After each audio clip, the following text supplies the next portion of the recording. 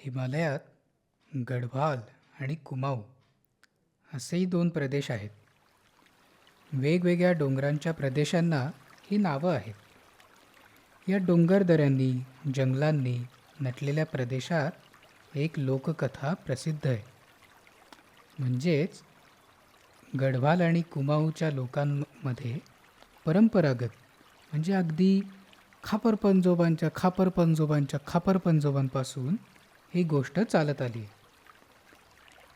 ही लोककथा आहे इथल्या नद्यांची. आम्ही जिथं राहत होतो ना, जमून कॅम्प, तो गढवालचा भाग होता. या भागातून रामगंगा वाहते. अगदी कॅम्पच्या जवळच होती ही नदी. आणि या जंगलाच्या पलीकडून कोसी मार्गक्रमण करते, म्हणजे कोसी वाहते. या दोन्ही नद्या गंगेच्या उपनद्या आहेत.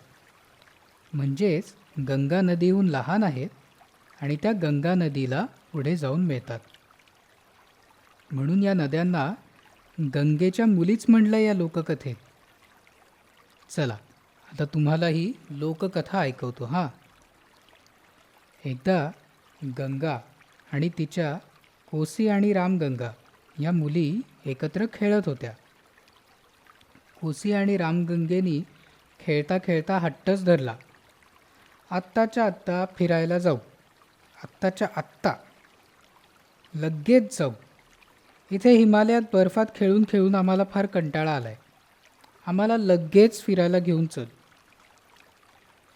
या दोघी काही केल्या ऐकेनात. आपण पण काही वेळेला आईबाबांच्या मागे हट्ट धरून बसतो की नाही. आत्ताच्या आत्ता ग्राउंडवर चला, सकाळ नाही, दुपार नाही, ऊन नाही, पाऊस नाही, काही माहीत नाही, आत्ता चला, असाच हा हट्ट होता. तर या एकदम हटून बसलेल्या आपल्या राजकन्यांना गंगा म्हणाली, हो हो ठीक आहे, कळतंय मला, पण तुम्हाला पण कंटाळा आला असेल एकाच जागी खेळून खेळून. चालेल, आपण उद्या प्रवासाला जाऊ. मग दोघी एकदम खुश झाल्या. त्यांनी आईनी सांगितल्याप्रमाणे सगळी तयारी केली. आपण काय काय तयारी करतो सांगा बरं. समजा आपल्याला गावाला जायचं असेल किंवा एखाद्या कॅम्पला जायचं असेल तर आपण बॅगेत आपले आधी कपडे भरतो, मग बराचसा खाऊ सोबत घेतो, मग एखादं गोष्टीचं पुस्तक सोबत घेतो, अजून काय घेतो, हां, काही खेळ पण घेतो सोबत, की प्रवासात खेळता येतील असे, किंवा जिथे प्रवासात जाऊन आपण जिथे राहू तिथे खेळता येतील असे. ज्यांना पक्षी आणि प्राणी बघायची आवड असते ते दुर्बीण पण नक्की घेतात. तसंच आता या राजकन्या म्हणजे तर नद्या होत्या, त्यांनी आपापली तयारी केली. म्हणजे काय केलं असेल त्यांनी, मला वाटतं त्यांनी थोडासा खाऊ सोबत घेतला असेल आणि एकमेकांबरोबर चर्चा केली असेल की सोबत काय काय नेता येईल. पत्रावळ्या करण्यासाठी म्हणजे पानांची ताटं करण्यासाठी काय काय लागेल आणि असं काय काय पूर्वीच्या काळी त्यांना जे उपयोग येईल असं त्यांनी सगळं घेतलं असेल, हो ना. मग त्यांनी सगळी तयारी केली. मग संध्याकाळी गंगेनी दोघींना प्रवासाची सगळी माहिती दिली. प्रवासात कुठले कुठले डोंगर येतील, कुठल्या कुठल्या दऱ्या लागतील, खिंडी पण येतील. आता खिंड म्हणजे आपल्याला काय माहिती आहे, दोन डोंगर रांगा किंवा दोन टेकड्या जिथं एकत्र येतात आणि मध्ये चिंचोळा भाग तयार होतो, त्याला आपण काय म्हणतो, खिंड. बरोबर, असं सगळं सांगितलं. तर गंगा असं सगळं सांगत असताना तेवढ्यात रामगंगा म्हणाली, प्रवासात जंगलं आहेत का. गंगा म्हणाली, हो तर, जंगलं आहेत, मैदानं आहेत, गवताची कुरणं आहेत. कोसीनी लगेच विचारलं, प्रवासात प्राणी पक्षी पण दिसू शकतील ना. गंगा म्हणाली, हो, पण हे सगळं आपल्याला प्रवासात अनुभवायचं आहे. म्हणजेच हे त्यांचं काय होतं, गंगेनी त्यांना ठेवलेलं एक सरप्राईजच होतं. तिने जर आधीच सांगून टाकलं असतं की कुठले कुठले प्राणी दिसणार, कुठले कुठले पक्षी दिसणार, काय काय दिसणार, तर थोडीशी तयारी झाली असती. पण मग अचानक सगळं बघायला जी काही मज्जा येते ती मज्जा नसती आली, हो की नाही. म्हणून गंगा त्यांना म्हणली की हे सगळं प्रवासात अनुभवायचं आहे. चला आता उद्या लवकर उठायचं आहे हां, झोपा आता. असं म्हणून गंगेने दोघींना झोपवलं. मग छान प्रवासाचे स्वप्न बघत रामगंगा आणि कोसी दोघी गाढ झोपी गेल्या.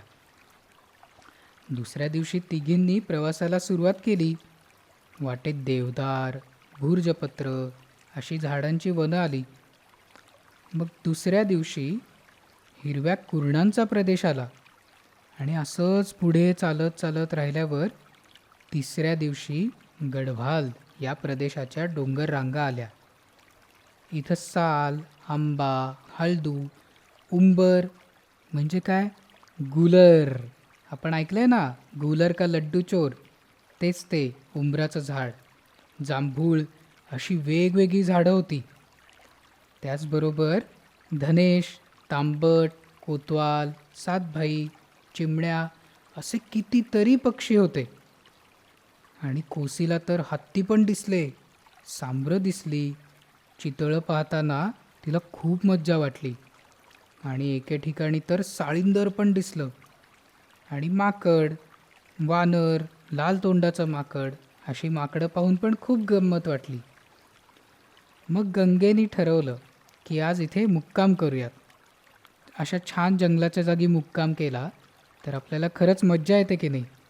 आजूबाजूला जंगल, पक्षी, प्राणी बघून खूप छान वाटायला लागतं आणि मग तिथे राहावंसं पण वाटतं थोडे दिवस.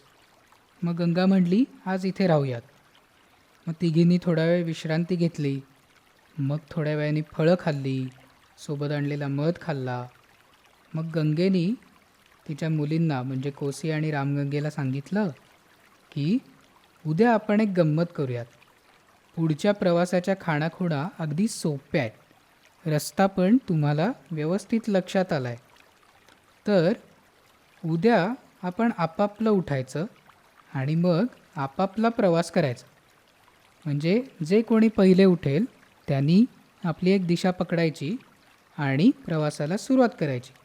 दुसऱ्या कोणाला उठवायची वाट बघायची नाही, म्हणजे उठवायचं पण नाही आणि कोणी उठेल याची पण वाट बघायची नाही. आणि पुढे तर आपण एकत्र भेटूच ठरलेल्या जागी. दोघींना फारच असं कौतुक वाटलं की हां आता आपण आपला प्रवास करायचा. एकदम मज्जा वाटली, भारीच एकदम. तिघी झोपी गेल्या. मग सकाळी गंगा सगळ्यात आधी उठली आणि आपल्या मुलींना जाग यायच्या आधीच पुढल्या प्रवासाला निघून गेली. पहाटे छान पक्ष्यांचे आवाज येत होते. एक श्यामा नावाचा पक्षी गात होता.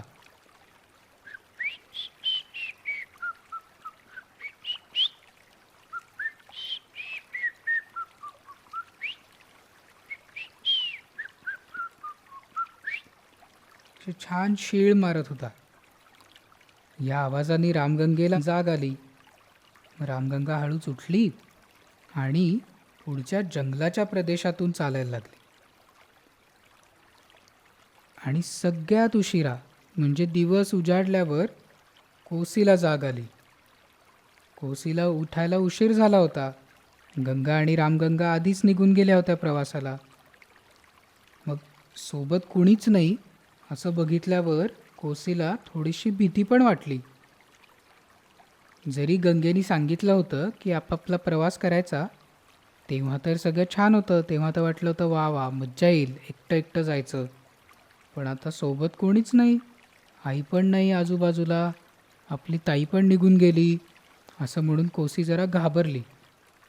मग तिने बरोबर समोर जे मैदान होतं त्या मैदानातून धावायला सुरुवात केली. आणि असं दगडधोंडे असलेल्या मैदानातून धावायला सुरुवात केल्यावर कसा आवाज येतो, गडबड गडबड गडबड, खडबड खडबड खडबड, गडबड गडबड गडबड. तर त्याचबरोबर तिने आई आणि आपल्या ताईला हाका मारायलाही सुरुवात केली. असा सगळा दंगा करत कोसी धावत होती. आणि गंमत काय झाली आहे माहिती आहे, कोसीचा वाहण्याचा जो प्रवाह की नाही कोसी नदीचा, तो पण असाच सगळा खडकाळ आहे आणि मैदानातून जातो. त्याच्यामुळे कोसी नदीचा खूप आवाज येतो. रामगंगा जंगलातून वाहते, त्याच्यामुळे तिचा वाऱ्यासोबत दऱ्यांमधून वाहताना असा छान धीर गंभीर आवाज येतो. आणि गंगा तर सगळ्यात मोठी नदी आहे. तिचं पात्र एकदम शांत आहे. या नद्यांच्या आवाजावरून इथल्या लोकांनी या नद्यांना त्यांचे स्वभाव मानलेत. म्हणजेच शांत स्वभावाची गंगा, धीर गंभीर स्वभावाची रामगंगा आणि अवखळ खळखळ चंचल कोसी. या गोष्टीचं नाव होतं अवखळ कोसी आणि गंभीर रामगंगा. मला सांगा हा, नद्यांच्या स्वभावाची आणि नद्यांची ही गोष्ट तुम्हाला कशी वाटली? चला, परत भेटू पुढच्या गोष्टीसोबत. अच्छा.